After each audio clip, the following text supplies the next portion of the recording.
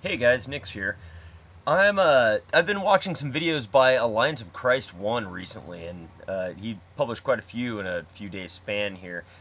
And I have been looking at particularly one topic, which is the persecution of Christians on YouTube.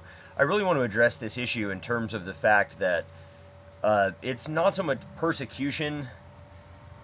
Well, I mean, I guess it is. There is, to a certain extent, a persecution of Christians that is prevalent in America in certain areas, but that can pretty much automatically be balanced by looking at persecution of non-Christians in America. I mean, the simple fact, as has been pointed out by many authors and scholars, that you are highly unlikely to be elected to major political office in this country unless you at least espouse a view in some sort of Christian-ish tenet. I mean, how can you reconcile that with the thought that there's persecution of Christians? Now, to address the foundational issue there, we only have to ask one question. Is it worth espousing a belief for which you have no evidence? And is it fine? I suppose it's two questions now, isn't it? Is it acceptable to attack such a belief?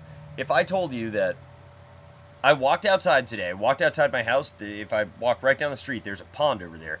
There's a bunch of goats by the pond, and I could tell you that I saw this goat walking on water, and you'd say, no, you didn't see a goat walking on water because goats clearly do not walk on water. And I said, no, the man who owns the goats was standing right next to me, and he'll affirm this fact. He'll say, I saw a goat walk on water, and this man was here with me and saw it. You're not going to accept my belief, and if I bring this belief to a public forum of any sort, you're going to immediately say something along the lines of, we shouldn't listen to this man because he's clearly crazy. He's claiming that goats walk on water, and we know that goats don't walk on water.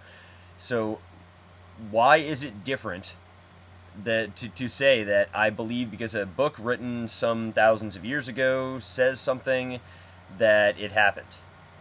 Why? Because I have personal experience to back up my belief. And I know I tend to harp on that point a little bit, but personal experience does not justify a 2,000-year-old book. If it did, any 2,000-year-old book would do with personal experience to justify it. And that includes any other god written about by any other person, and you have the same evidence for Thor that you have for Zeus, that you have for Apollo, that you have for Yahweh.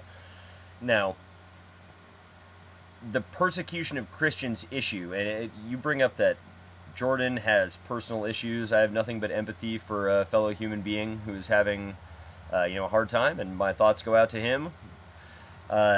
That, however, is separatable from my respect for his beliefs. As Sam Harris puts it, we don't respect people's beliefs, we evaluate their reasons.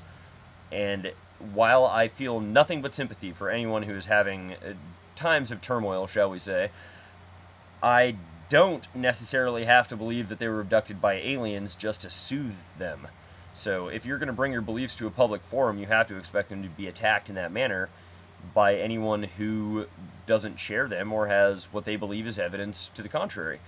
Now, it just so happens that the evidence to the contrary in this respect is overwhelming, and the evidence in the positive for your propositions is really very scant.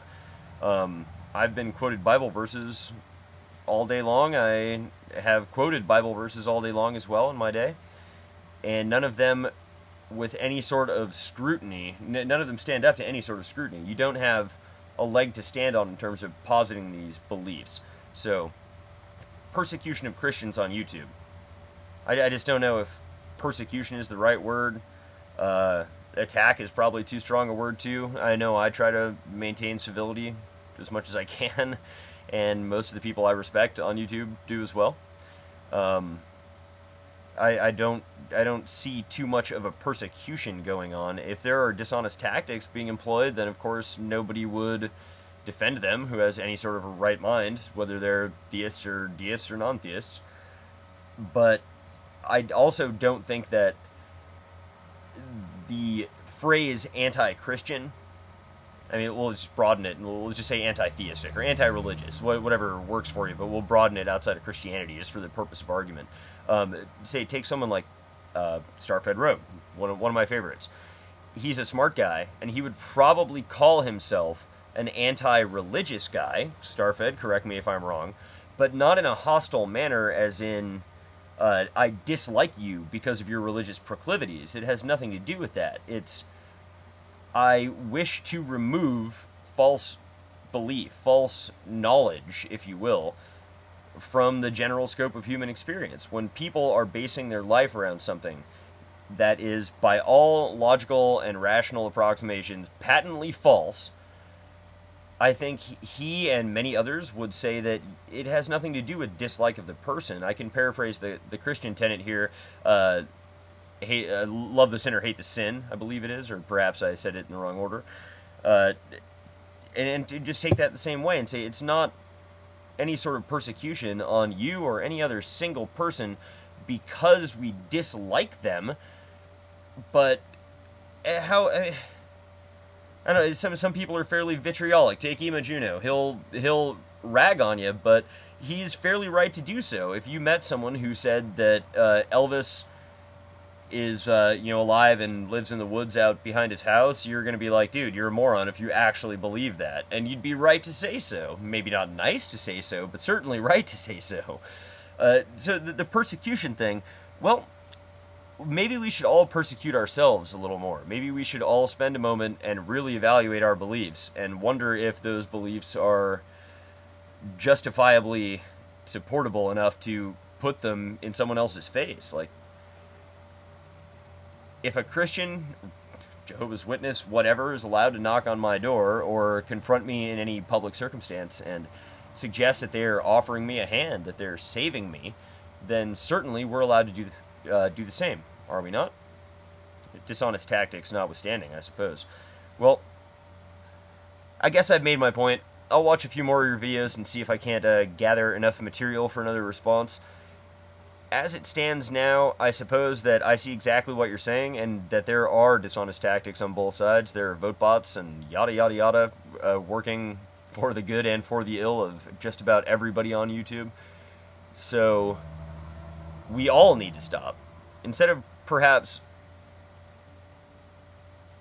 pointing out the persecution of Christians, perhaps we should point out the simple presence of dishonest tactics on both sides and, well, just try to put a stop to it. So you collect your evidence and you decide that there are false channels. People like DPR Jones and Superfly NB collect their evidence and are able to, with all reasonableness, say that they were attacked by a vote bot on specific instances by specific people.